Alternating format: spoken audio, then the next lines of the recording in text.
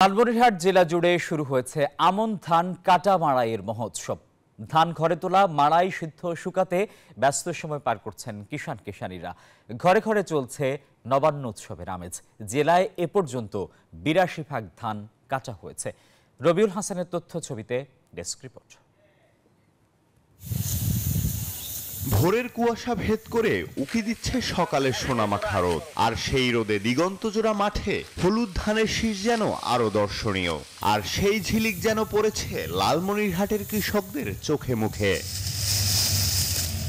জেলার ৫ উপজেলায় চলতি মৌসুমে আমন ধান কাটা, মাড়াই ও ঘরে তোলার মহোৎসব শুরু হয়েছে। এখন পর্যন্ত জেলায় ৮২ ভাগ আমন ধান কাটা শেষ।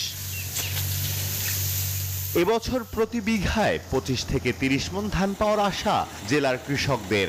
বাজারে ১২০০ থেকে ১২৫০ টাকায় বিক্রি হচ্ছে প্রতি মণ ধান। কৃষকরা বলছেন, সার কীটনাশকের দামের পাশাপাশি শ্রমিকের মজুরি বৃদ্ধি পাওয়ায় বেড়েছে উৎপাদন খরচ।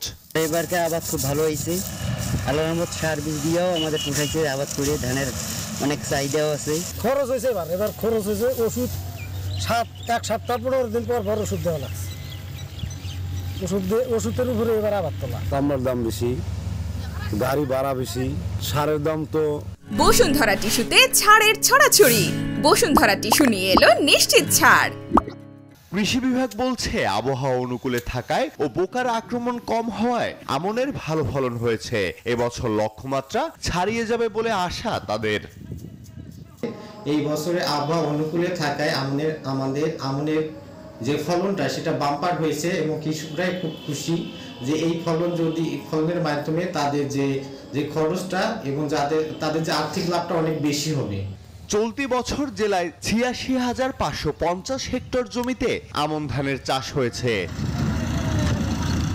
Desk report, news 24।